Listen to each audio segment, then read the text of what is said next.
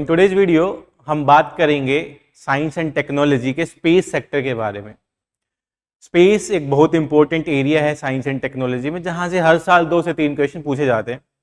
तो इस सीरीज में हम थीमेटिक क्वेश्चन डिस्कस कर रहे हैं, जिसमें डिफरेंट टाइप ऑफ थीम में डिवाइडेड है पूरा subjects. Like science and technology की अगर मैं बात करूं तो सबसे पहले हमने बायोटेक्नोलॉजी डिस्कस किया, उसके बाद आईसीटी डिस्कस किया। Now we are going to discuss the space technology. आप सारे डाउनलोड कर सकते हैं from the given link in the description. You can also attempt the test on the Edukemy portal, जिसका लिंक डिस्क्रिप्शन में दिया हुआ है। इसके साथ साथ आप एडुकेमी के जीएस क्लास नोट्स भी डाउनलोड कर सकते हैं topic wise from the given links in the comment section. तो आप ये सारी चीजें आपके तैयारी में हेल्प करेंगी। तो चलिए शुरू करते हैं। तो एग्जाम के पैटर्न के बारे में, इसके साथ साथ इस पूरे वीडियो शेड्यूल में क्या हम करा रहे हैं, इसमें पीवाईक्यू हम 1979 की 2024 डिस्कस करेंगे 45 इयर्स का। थीम वाइज सब्जेक्ट वाइज हम डिस्कस करने वाले हैं, क्योंकि ये कहीं भी अवेलेबल नहीं है और ये आपके लिए सबसे ज्यादा जरूरी थीम वाइज और सब्जेक्ट वाइज ही है, क्योंकि थीमेटिक में आपको पता लग जाता है कि आप किस एरिया में सबसे ज्यादा वीक हैं और उसको कैसे ठीक करना है। तो आप उसके क्वेश्चन डायरेक्टली अटेम्प्ट कर सकते हैं एडुकेमी के पोर्टल पर। सेम क्वेश्चन है वो पोर्टल पे अटेम्प्ट कर सकते हैं और जीएस के नोट्स तो आपको अवेलेबल ही रहेंगे, डिस्क्रिप्शन से आप जाकर डाउनलोड कर सकते हैं। तो चलिए देखते हैं क्वेश्चन नंबर 1 क्या है। ये पहला पार्ट है स्पेस एंड टेक्नोलॉजी का, बाकी पार्ट भी हम लेके आएंगे जल्दी, आप जुड़े रहिए एडुकेमी के साथ। तो पहला क्वेश्चन है statement number 1, giant star live much longer than the dwarf star. ऐसा पॉसिबल नहीं है, जाइंट स्टार ड्वार्फ स्टार से लॉन्गर नहीं है। It's a reverse statement. अगर मैं बोलूं ये उल्टा लिखा हुआ है, it's a dwarf star that live much longer than the giant star. In adjacent reason question की सबसे बड़ी ब्यूटी ये है, अगर दोनों स्टेटमेंट ठीक हो जाती हैं तो it's a very difficult question. अगर हम आइडेंटिफाई कर लेते हैं कि एक स्टेटमेंट गलत है तो directly come to the option first is incorrect, then the answer will become D. हमें बाकी कुछ देखने की जरूरत ही नहीं है। तो इस केस में बाकी चीजें हमें देखने की जरूरत ही नहीं पड़ी, क्योंकि directly we identify the first statement is incorrect. So directly come to the option आप आ सकते हैं और उसको सोल्व कर सकते हैं। तो आपको पता होना चाहिए जाइंट स्टार क्या होते हैं, ड्वार्फ स्टार्स क्या होते हैं, डिफरेंट काइंड ऑफ स्टार्स क्या है। तो आपको उसके बारे में जानकारी होनी चाहिए अगर आप यूपीएससी क्वालिफाई करना चाहते हैं। तो चलिए दूसरा क्वेश्चन देखते हैं। दूसरे क्वेश्चन में which of the following is a reason for astronomical distance measured in the light years. ये सबसे आसान क्वेश्चन था यूपीएससी के एग्जाम में। अगर हम बात करें ये डायरेक्ट क्वेश्चन अगर कोई भी गलत करता है ना, मींस आप एग्जाम के साथ धोखा कर रहे हैं। It's a specially kind of that question. आपको इस क्वेश्चन में फोकस करना चाहिए कि साइंस एंड टेक्नोलॉजी के बेसिक्स का इंप्लीमेंट हो रहा है, कि लाइट का स्पीड सेम रहता है। The speed of the light is always same is the answer. क्यों हम एस्ट्रोनॉमिकल डिस्टेंस में मेजर करते हैं? मेजर रीजन यही है कि लाइट का स्पीड हर टाइम पे सेम होता है। तो answer will be D here. तो इस तरीके के क्वेश्चन आपको गलत नहीं करने होते एग्जामिनेशन में। अगर इस तरीके के क्वेश्चन एग्जामिनेशन में आप गलत करेंगे तो आपके सिलेक्शन के चांसेस थोड़े कम हो जाते हैं as compare to the other candidates, क्योंकि these are the very L1 kind of the question, the level 1 question जो आपको हमेशा ठीक करने होते हैं। Let's move to the question number 3। Question number 3 से पहले हम अपना प्रोग्राम लॉन्च करने जा रहे हैं, प्रीलिम्स सपोर्ट प्रोग्राम 2025, जिसका मेन टारगेट है आपको प्रीलिम्स को क्वालिफाई कराना। लास्ट के पीएसपी प्रोग्राम में मोर देन 45% ऑफ स्टूडेंट्स ने प्रीलिम्स क्वालिफाई किया जो एडुकेमी में एनरोल थे। इसके साथ साथ 50% से ज्यादा क्वेश्चन डायरेक्टली अपीयर हुए यूपीएससी के prelims examination from the Edukemy test series. It's like a directly question. आप देख सकते हैं यूट्यूब पे एक वीडियो सीरीज बना हुआ है, direct hit from the Edukemy on the YouTube, आप देख सकते हैं।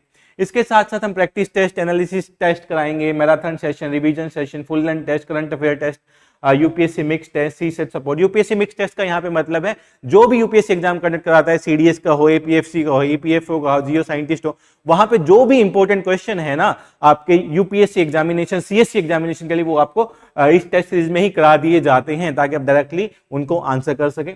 सीसेट, आप बहुत सारे लोग सीसेट में वीक होते हैं, तो सीसेट का भी सॉल्यूशन हम लेके आए हैं। तो सीसेट सपोर्ट आपके लिए अवेलेबल रहेगा। हम सीसेट के शीट, सीसेट के टेस्ट इस टेस्ट सीरीज के अंदर इंक्लूडेड होते हैं ऑलरेडी। पर्सनलाइज मेंटरशिप आपके लिए अवेलेबल रहेगी। इफ यू वांट कि आपका डे शेड्यूल आपसे अच्छा नहीं होता तो मेंटर आपके साथ बैठेंगे, वो शेड्यूल करेंगे, आपको किस टाइम पे क्या खत्म करना है, किस तरीके से पढ़ना होता है। These are the all the beauty of the prelim support program. Last year के प्रोग्राम में ये सारे रहे थे जो हमने डिस्कस किया। 45% से ज्यादा बच्चों ने सिलेक्शन लिया, 50% से ज्यादा क्वेश्चन अपीयर हुए, आपका एक्यूरेसी इंक्रीज हो जाता है और सबसे बढ़िया तो आपका कॉन्फिडेंस इंक्रीज हो जाता है क्वेश्चन अटेम्प्ट करने का, जो बहुत सारे कैंडिडेट्स में नहीं होता। Let's move to the next question. In a major, if a major solar storm reached the Earth, which of the following are the possibility. कोई भी सोलर स्टॉर्म अगर अर्थ की तरफ आएगा तो मींस टेम्परेचर इंक्रीज करेगा, टेम्परेचर इंक्रीज करेगा तो मेल्टिंग होगी बहुत सारी चीजों की, लाइक सोलर आइस की मेल्टिंग होगी। डायरेक्टली इंक्रीज होने से इंफ्रास्ट्रक्चर पर भी इंपैक्ट पड़ेगा, कोई पावर ग्रिड होंगे वो फेल होने का खतरा हो जाएगा, बाकी सारी चीजें हो जाएंगी जो टेम्परेचर इंक्रीज होने से होती है। Let's see the option. GPS navigation system could fall, yes fail हो सकते हैं क्योंकि टेम्परेचर ज्यादा बढ़ेगा तो फेल होने के चांसेस ज्यादा बढ़ जाएंगे। सुनामी कुड अकर, सुनामी का कोई रिलेशन नहीं है कि टेम्परेचर ज्यादा होने से सुनामी नहीं आती है। सो अगर मैं सेकंड ऑप्शन को एलिमिनेट करूं, I can eliminate option number A, I can eliminate option number B, I can eliminate option number D, तो आंसर विल बी सी ही है। तो बाकी ऑप्शन को पढ़ने की जरूरत ही नहीं है। आपने देखा कि tsunami are not directly related to the increasing in the temperature, solar storm की वजह से सुनामी नहीं आने वाली है। तो आप डायरेक्टली स्मार्ट वर्क करके you can solve the question. आपको सातों स्टेटमेंट्स पढ़ने की जरूरत नहीं है, आपका टाइम भी सेव करेगा या आपके क्वेश्चन की एक्यूरेसी भी बढ़ाएगा, क्योंकि you are just focusing on how you are managing to mark a statement wrong. आपके पास रीजन होना चाहिए क्यों मैं इस स्टेटमेंट को सही या गलत मार्क कर रहा हूं। Next, let's move to the next question, question number 4. The question number 4 is about the Cepheid, nebula and the pulsar. These are the basic terminology. ये बेसिक टर्मिनोलॉजी है साइंस एंड टेक्नोलॉजी की। अगर आप geography के basics भी पढ़ते हैं तो वहां पे भी ये बेसिक टर्मिनोलॉजी यूज होती है। इनके साथ साथ बेसिक टर्मिनोलॉजी यूज होती है कि आपको मेटियोर का पता होना चाहिए, एस्टेरॉइड्स का पता होना चाहिए, मेटियोराइट्स का पता होना चाहिए, तीनों के डिफरेंस पता होना चाहिए जो आपके एग्जाम में डायरेक्टली आते हैं। अगर मैं यहाँ पे देखूं सेफिड्स और नेब्यूला के बारे में, दोनों को इंटरचेंज किया गया। Nebula are the giants clouds of dust and gas in the space, where the Cepheids are the stars which brighten and dim periodically. तो दोनों को रिवर्स में अरेंज किया गया है। इसके साथ साथ पल्सर की बात करें, star that are formed when the massive star run out of the fuel, ये रॉन्ग स्टेटमेंट है। मासिव स्टार फ्यूल से रन आउट नहीं होता इन द पल्सर केस, तो all the statements are not correct here. That's the answer will be D of the question number 4। अगर यहाँ पे answer D है तो आपको बेसिकली आइडिया होना चाहिए कि सेफिड्स क्या है, नेब्यूला क्या है, पल्सर्स क्या है, डेफिनेशन किसके क्या एग्जैक्टली डेफिनेशन है, मेटियोर क्या है, मेटियोराइड्स क्या है, एस्टेरॉइड्स क्या है। तो सिंपली डायरेक्टली क्वेश्चन भी पूछे जाते हैं in the space section.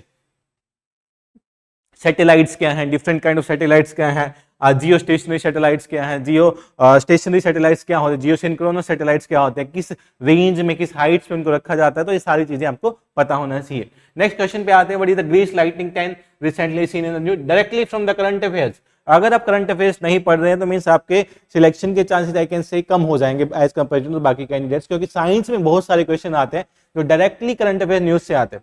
Current affairs में क्या चल रहा है, क्यों न्यूज में है, किस लिए न्यूज में है, आपके एग्जाम में किस तरीके का क्वेश्चन पूछा जा सकता है, that's is from the current affairs only. The grease lightning recently mention in the news, it is an electric plane tested by the NASA. NASA ने एक रिसेंट में इलेक्ट्रिक प्लेन टेस्ट किया था, तो उसी प्लेन के बारे में उन्होंने सिंपली पूछ लिया कि ये न्यूज में क्यों था, किस वजह से न्यूज में था, इसके बारे में डिटेल नहीं चाहिए। You should focus on just the exactly why it is in news. इस तरीके के दो क्वेश्चन तो आसानी से आ जाते हैं यूपीएससी के प्रीलिम्स एग्जाम में। So answer of this question number 5 is A. Let's move to the next question. Question number 6, which one of the following is not correctly matched? तो हमें ये चीजें भी बहुत ध्यान से पढ़नी होती है कि क्वेश्चन में करेक्ट पूछा है कि नॉन करेक्ट पूछा, नॉट करेक्ट पूछा है। कई बार हम सिंटैक्सिस ऑफ क्वेश्चन ध्यान से नहीं पढ़ते हैं, जिसकी वजह से हमारे क्वेश्चन गलत हो जाते हैं और सिली मिस्टेक्स की वजह से आपका सिलेक्शन रुक जाता है। तो आपका सिलेक्शन नहीं रुकना चाहिए, मेन आइडिया होना चाहिए कि how we are solving the question. हमारा माइंड सेटअप पूरा अकॉर्डिंग टू द क्वेश्चन होना चाहिए कि हाँ क्वेश्चन ये कहना चाहता है, क्लियरेंस ऑफ द क्वेश्चन, कि आपको क्लैरिटी है क्वेश्चन के बारे में, एक्जेक्टली पूछा क्या है और ऑप्शन में क्या दिया है। Which one of the following pair is not correctly matched? Recent scientific achievement and country given. The creating the world first computer mouse, the United Kingdom. No, ये यूनाइटेड किंगडम ने नहीं बनाया था, ये यूएस ने बनाया था पहला mouse. In the world first mouse अगर आप देखोगे तो सिलिकॉन वैली यूनाइटेड स्टेट के बहुत फेमस है, तो आप वहां से भी एक आइडिया, बेसिक रफ आइडिया भी लगा सकते हैं कि यूनाइटेड किंगडम में तो ऐसा कुछ नहीं है कि जो सिलिकॉन वैली में है। Silicon Valley is known for its technology and its IT sector. So the answer of this question will be A. Other three are correct. Cloning and the human embryo from the first time Germany ने किया था, spacecraft collision United States of America ने किया था, landing a spacecraft on asteroids Japan ने किया था। तो ये डायरेक्टली आपको अपनी बेसिक नॉलेज, अगर आपको पता भी नहीं है तो आप इसको लिंक कर सकते हैं कि आईटी इंडस्ट्री कहाँ पे ज्यादा स्ट्रॉन्ग है, उस टाइम पे कहाँ पे स्ट्रॉन्ग थी। They are asking about the pairs. तो सबसे पहला किसने रिसर्च किया, that's US, about the mouse. Let's move to the next question, question number 7. Which one of the following condition is the most relevant for the presence of the life on the Mars? Mars की छोड़ देते हैं, कहीं पे भी जीने के लिए रोटी कपड़ा और मकान चाहिए, ये तो एक बेसिक नेसेसिटी है जब वहां पे लाइफ हो। लेकिन लाइफ कैसे क्रिएट होगा, लाइफ क्रिएट होने के लिए water is the basic necessity, पानी का होना जरूरी है किसी भी प्लेनेट पे अगर वहां पे लाइफ स्टार्ट करना है। अगर हम चंद्रमा की बात करें, मून की बात करते हैं, तो in the case of the moon also we are searching for the water, कि वाटर कैसा है वहां पे, अवेलेबिलिटी है या नहीं है, so we can check for the life. Similarly in this question, which of the following condition is the most relevant for the process of life on the Mars? Is that's the occurrence of ice caps in the frozen water. जो presence है frozen water and ice caps, वही एक reason है कि life Mars पे exist कर सकते हैं। on the basis of this the scientists are researching more about the life on the Mars. So the answer of this question is C.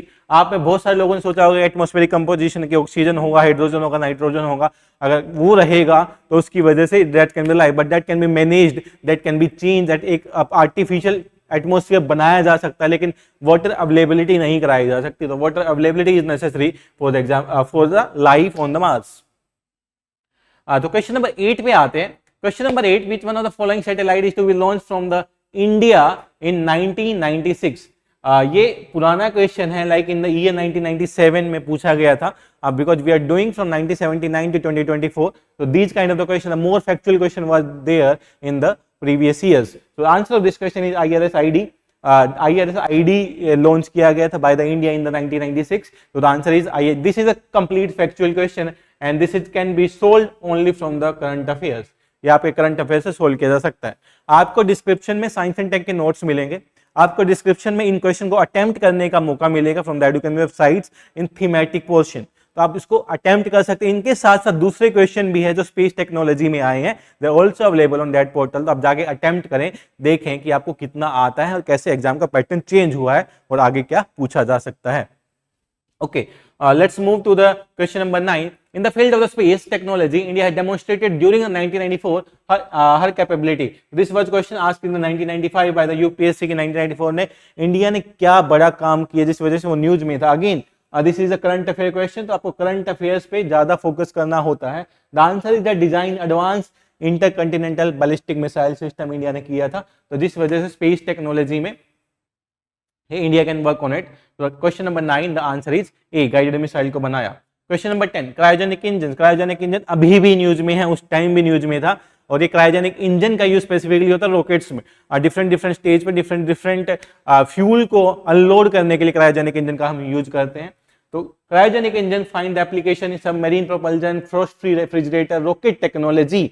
The answer of this question is the rocket technology. Cryogenic engine सबसे ज्यादा rocket technology में ही use होता है। तो आपके लिए एक question है, क्रायोजेनिक टेक्नोलॉजी होती क्या है, क्रायो प्रिजर्वेशन क्या होता है और क्यों इसका यूज किया जाता है स्पेस टेक्नोलॉजी में, और क्रायो प्रिजर्वेशन का कहां पे यूज किया जा सकता है, आप कमेंट सेक्शन में बता सकते हैं। तो आपको इस तरीके से इंटर रिलेट करना होता है।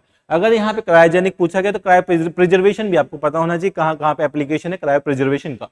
Okay, let's move to the question number 11. This is, I think it's the last question. Comet Shoemaker Levy 9 hit the planet. So like a very factual question and it is also from the current affairs. ये directly current affairs से ही है कि comet Shoemaker Levy 9 किस planet पे hit किया था। The answer is a Jupiter. It's hit on the Jupiter. The answer is C here. It's hit on the Jupiter. The comet Shoemaker Levy 9 planets. So it's the pro-magnetic for the science and technology. आपने देखा होगा more or less the question of factual sides. Question is from directly from the current affairs. क्या क्या innovation हो रहा है space technology में, वहां से क्वेश्चन पूछे जा रहे हैं। अगर मैं बेसिक की बात करूं, इन the case of the basics आपको प्लैनेट्स के बारे में पता होना चाहिए, आपको डिफरेंट काइंड ऑफ ऑर्बिट्स के बारे में पता होना चाहिए, जियोसिंक्रोनस क्या है, जियोस्टेशनरी ऑर्बिट्स क्या होते हैं, you also know about the basic terminology, Cepheids क्या है, पल्सर क्या है, आपको पता होना चाहिए मेटियोर क्या है, मेटियोराइड्स क्या है, डिफरेंट काइंड ऑफ स्कीम्स क्या लॉन्च किया गवर्नमेंट ने स्पेस टेक्नोलॉजी से रिलेटेड, इसरो ने क्या किया है, इसरो का ज्वाइंट किसके साथ है, मिशन मार्स मिशन के बारे में, चंद्रयान 2 मिशन के बारे में, अपकमिंग मोम मिशन के बारे में हम बात करें तो मंगलयान मिशन के बारे में बात करते हैं, या फिर जो इंडिया गगनयान मिशन आने वाला है, इसके साथ साथ देश आदित्य L1 मिशन है, इनके बारे में आपको सब पता होना चाहिए। लैग्रेंज पॉइंट्स क्या है, basic terminology and the missions by the government of India and by the ISRO, इसके बारे में आपको इन्फॉर्मेशन होना चाहिए। करंट अफेयर के साथ आपको हमेशा अवेयर रहना है in the science and technology. Not become a journalist, आपको स्पेसिफिक जाना होता है क्या पढ़ना क्या नहीं, तो आप बेसिक्स ऑफ स्पेस पे फोकस करेंगे जो मैंने आपको बताया, आप फोकस करेंगे मिशंस पे और नई टेक्नोलॉजी क्या गवर्नमेंट ने लॉन्च की है।